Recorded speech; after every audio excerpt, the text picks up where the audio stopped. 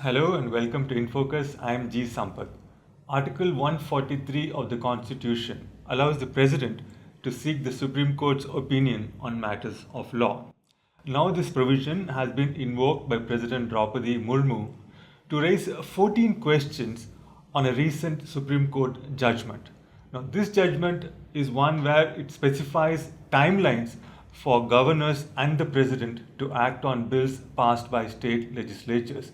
The larger context for this development is, of course, the ongoing tussle between the union government and state governments, especially opposition ruled states. Now, this case in particular was filed by the Tamil Nadu government against its governor, who has been sitting on many bills. I think he has been withholding about assent to about 10 bills indefinitely. And the Supreme Court has ruled in favor of the Tamil Nadu government, and many are wondering if this presidential reference represents a political pushback from the union government. Now, historically, what has been the logic for such references? How is this particular presidential reference different in substance from a review petition? And is the Supreme Court obliged to take it up, or can it decline the reference as well? We discuss all these questions and more in this episode of In Focus. And joining us today is Supreme Court Advocate Deepak Joshi. Deepak, welcome to the pod. Thank you. Thank you for inviting me. Deepak, to start with, can you just tell us a little bit about the 14 questions raised in the presidential reference? I mean, are they simply reopening what the Supreme Court has already settled in terms of law? Okay, before answering this question, it's important to understand what the Supreme Court has said in the underlying judgment, because it is only in reference to those findings that we can judge whether these questions are actually reopening those findings or are actually wanting more clarification on that. Just to step back, what the underlying judgment has held is that there is no right of a pocket veto in favor of the governor. And when the Supreme Court says there is no absolute pocket veto, it means that there is a prescribed time limit which is now read into the law by the What Supreme is a Court. pocket veto? Okay, a pocket veto would mean that when the government of a state passes a law in its state assembly and then forwards that bill as passed in the state assembly to the governor under the Constitution of India is duty bound to take either of the three options. These are provided under Article 200. One, he readily grants assent to it. Second, he withholds it. Third, he reserves the matter for further consideration by the President of the India. When the governor withholds the assent, which means that he wants more time to consider the merits of the bill, the Article 200 provides that he shall then forward it for assent as soon as possible. If he doesn't do that as soon as possible and indefinitely keeps it under his drawer on his desk, colloquially meaning pocket veto, the bill is now in his pocket. Okay. Yes, so it's in a suspended animation. The government can't do anything. The governor is not for either forwarding or withholding or reserving it for the president. That's what pocket veto means. The Supreme Court has said that this is against the basic ethos of constitutional law, and therefore read into the duty of the governor a time limit, a reasonable time limit of around 3 months, by which he has to either assent it or send it back to the government of the day with his comments on it. It is in this light that the judgment prescribed certain directions, and this reference has arisen. Now, interestingly, out of those 14 questions that have arisen in the reference, in my reading of those 14 questions, almost 10 to 12 of them are directly covered by the judgment in question. It's another question whether they are reopening those findings or not, but they have been framed as issues specifically in the judgment. These very questions and these very grounds have actually been analyzed in great detail by the judgment in question. Before coming to this conversation, I did a exercise of my own and I mapped those questions to the findings or the issues. And almost 12 of them really matched or mapped with the queries in the judgment. So, in that sense, yes, it touches directly on the issues which have already been dealt by with the judgment. Right. So one of the main issues is that no, is there a constitutional basis for arguing that the Supreme Court cannot prescribe timelines for governors and presidents, or that the decisions of governors or the president on state bills are not subject to judicial review? I think these are two central questions which are in debate in this particular Yes. reference. So what is your thought on this? My thought goes by the reading of the judgment in the first instance, and the judgment has taken into account both the pros and cons of this proposition. It recognizes that yes, the Constitution, the literal text of the Constitution, does not prescribe any time limit. The phrase used there is as soon as possible. But then it goes into the history of that particular provision and says that initially a period of 6 weeks, maximum period of 6 weeks, was provided in the draft. Constitutional Assembly debates were referred to, wherein, for practical reasons, this time limit of 6 weeks was then done away with and said that as soon as possible, so as to give some flexibility to the governor and the president to consider the merits in detail. The Supreme Court then also recognizes that this does not mean that there has to be an indefinite delay. That indefinite delay will be contrary to the intentions of the constitutional framers, because the phrase is as soon as possible, not as late as feasible. And in that sense, it also takes into consideration the practical realities of the day. And it says that essentially, lawmaking is a function for the government of the day, which has got the popular mandate. If the governor has nothing to say on the bill which the state assembly has passed, ordinarily it ought to give assent as soon as possible. It is only in those rare circumstances where the governor feels that this issue may have a nationwide ramification, goes to the root of the security concerns of the nation, and several other factors or exceptions which have been listed, then the governor can actually exercise its discretion, withhold assent, and that too for a period of 3 months. If it is beyond 3 months, then he has to explain the delay. He can still withhold beyond 3 months. So, No, shouldn't there be a reason for withholding for 3 months? You can yes. just arbitrarily withhold assent for 3 months. No, the judgment is very clear. You have to provide reasons. In fact, in the present case, one of the bills was just sent back without giving reasons. And in that sense, the Supreme Court stated that since it was sent back without reasons, the state legislature was well within its right to consider that there is no reason forthcoming from the governor, and hence it re emphasized the same bill by passing it again. And it was right in doing so. So the Supreme Court has taken into cognizance that it has to be a reasoned assent or withholding of assent in that sense. Right. So if the assent is withheld for 3 months, uh, would that be construed as withholding assent, or would that be like, okay, you're just taking so much time to do what is anyway a matter of routine? So it will not be considered as withholding of assent because we've not reached at that stage. Withholding of assent will be by way of a formal communication or a formal order by the secretariat of the governor. Till the pendency of 3 months, it will be considered that okay, the governor is applying his mind to the bill. If there are any issues, he will seek professional advice, legal advice, and then probably get in touch with the state legislature. I just want to, for the sake of completeness, also point out one important fact of the judgment. Of course, the popular narrative is that a time limit of 3 months has been fixed. The judgment has been fair enough to give a leeway to the governor and the president that they can also go beyond 3 months, provided they are able to justify and explain that delay. So that 3 months is not a red line deadline, so to speak. They can also go beyond in particular cases, appropriate cases, provided they explain the delay. Right. Theoretically, a person in that position can come up with any explanation and say, okay, for these reasons, I'm going to take more time, right? Yes, but those explanations have now been made justiciable by this judgment. Okay, so they So have. they can be challenged in court of law, and a power of judicial review is available with the court to test whether those reasons are bona fide reasons or there are extraneous compulsions in exercise of that power. Right. So that brings us to the second part of this whole question, which is about whether these decisions by the governor or the president on state bills can they be subject to judicial review? Like, what is the law saying on that? What is the reasoning?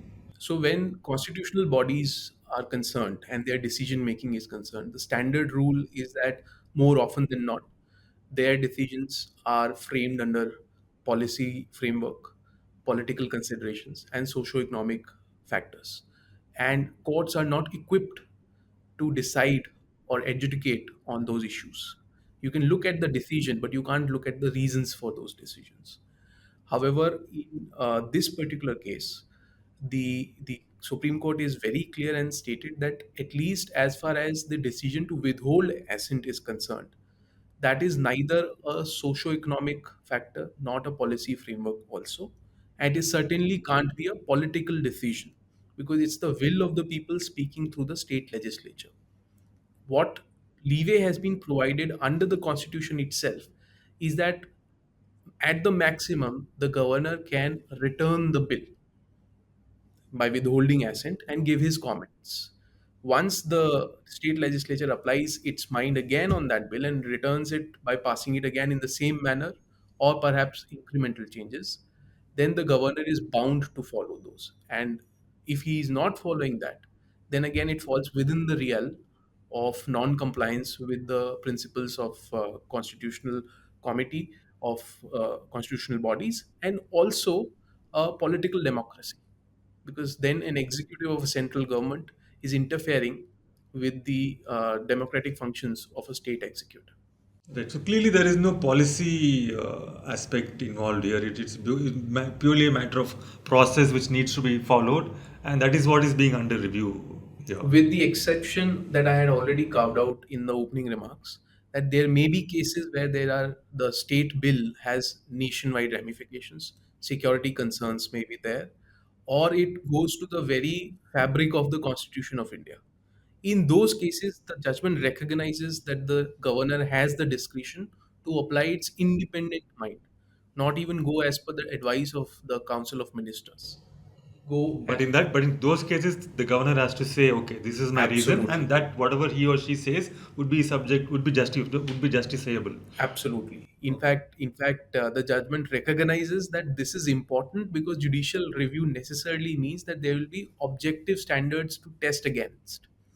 And if those objective standards are not laid down, then any governor can escape the route of judicial review and say that I don't need to give any reasons.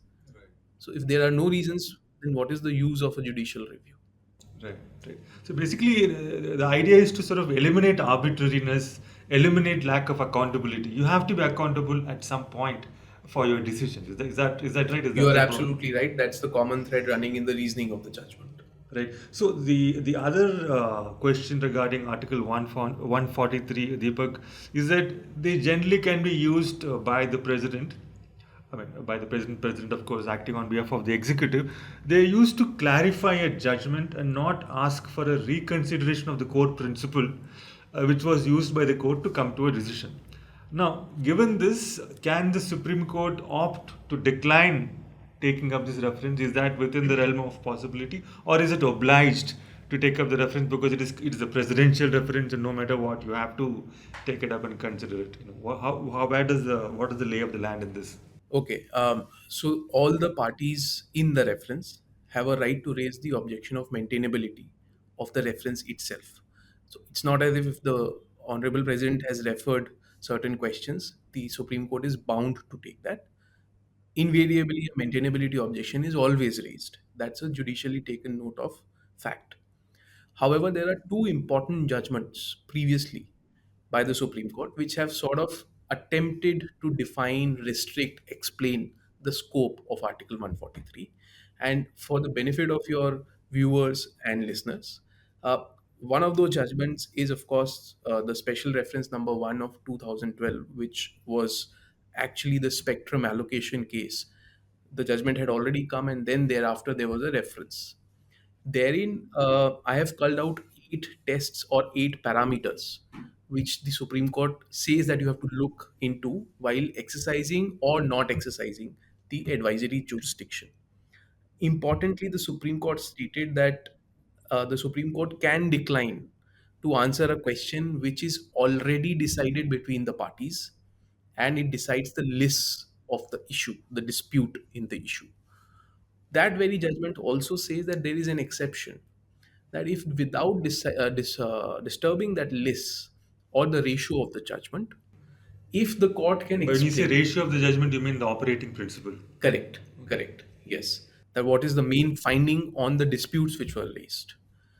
If without disturbing those main findings and the operating principles of the judgment, the court can explain additional points in the Article 143 jurisdiction, then of course the court is well within its rights to go ahead. Now, principle number three, of course, is a self imposed limitation. They say that this is nowhere provided. You can't convert an advisory jurisdiction under Article 143 into an appellate jurisdiction. You can't directly attack a judgment and say this judgment is wrong on point A, B, C, because the Supreme Court judgment is final. Any alternate remedy is provided in the Constitution itself, which is a review mechanism or a curative petition. Article 143 is neither of them, it's only advisory. So, in that sense, the Supreme Court is very clear from Kaveri downwards, that's the other judgment, that there is no appellate jurisdiction. Importantly, it says if all the relevant provisions and the decisions have been considered in the underlying judgment, no interference in an advisory jurisdiction will be there. So basically, the union government cannot use Article 143 to turn the Supreme Court, whatever, in a particular case into an appellate court itself, right? So isn't that you? I mean, you said earlier that of these 14 questions, 10 to 12 have already been addressed in the judgment of this Tamil Nadu government case. So wouldn't that then be effectively be function like turning this Supreme Court into an appellate court in its own? You're right in your reading of those decisions and those questions and the impact of those questions on the judgment. There is just one caution note that I would want to highlight. The judgments of the Supreme Court give enough room to the government of the day, which advises the Honorable President, to argue that the clarifications or the doubts that are being sought are for the future course of action. What has been decided as a list between the Tamil Nadu state and the governor concerned. And the government can also make a statement that it's going to abide by those terms as far as this decision is concerned, or they are not going to reopen this decision. In fact, we have precedent. This happened in the Kaveri Kaveri advisory opinion also. The central government made a statement, they are not going to reopen the underlying judgment. So, to that extent, if the court feels that they need to fine tune certain things, for example, in this very judgment, the grounds of judicial review have not been enumerated. So they may accept that yes, judicial review power is there. But in our advisory jurisdiction, we are advising the president that perhaps the court will only judicially review in A, B, C scenarios on based 1, 2, 3 grounds. If ground 4 is raised, Like, I don't quite follow. What is the need to enumerate judicial review parameters here? When it's pretty clear that if a particular decision taken by the governor, after 3 months saying, okay, for these reasons, I'm not going to entertain this bill or whatever, yes. that goes for judicial review. So what is there to enumerate here?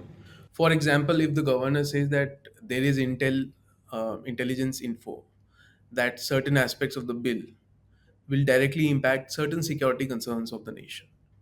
Now, in the interest of the security of the nation, certain information is never divulged. Can the court ask for that? On what intelligence has the governor said so? Will that be beyond the pale of judicial review? It's just one of those examples that I'm just thinking of, because this ground has been an exception marked in the judgment itself. But what follows from it, what is the consequence of it, how it will be played out in the court, that's not been specified.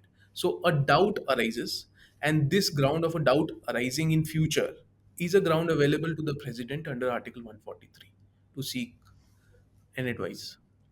Right, right. So, with this kind of a reference coming in, we've already seen that it sort of veers towards the borderline case of, turning the Supreme Court into an appellate kind of a court in its own case. So, is there a danger here of executive encroachment on judicial independence?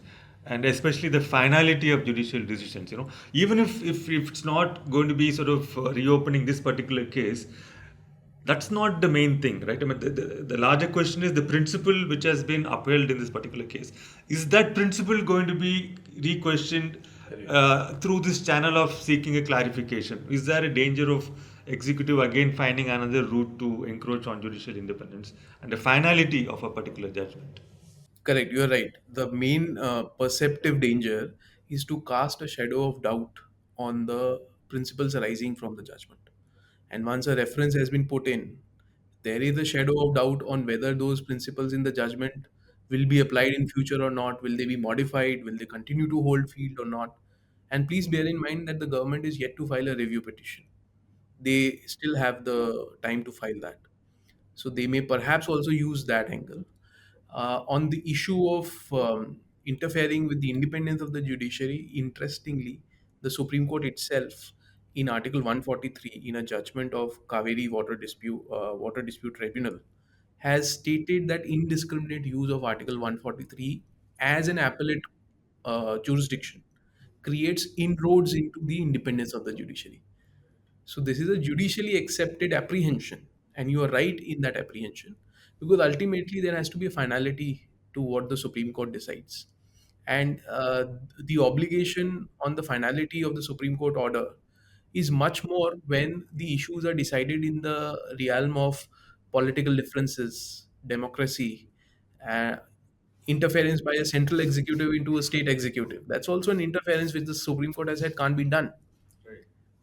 So you are right that if these attempts are allowed to go forward in a casual manner and indiscriminately, perhaps the final nature of the judgment will actually be under a shadow of doubt, and that's what perhaps an executive would want. Right. So in the context of this presidential reference, Deepak, usually people talk about these two cases, the Kaveri water case and then the 2G spectrum case.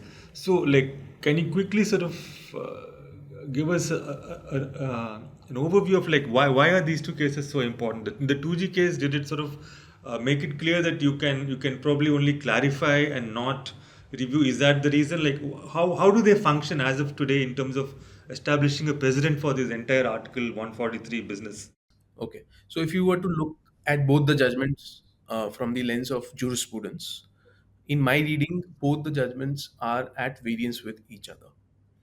Kaveri Water Dispute Tribunal reference was very direct and sort of conservative in its view in entertaining references against decisions or considering points which have already been decided by the Supreme Court.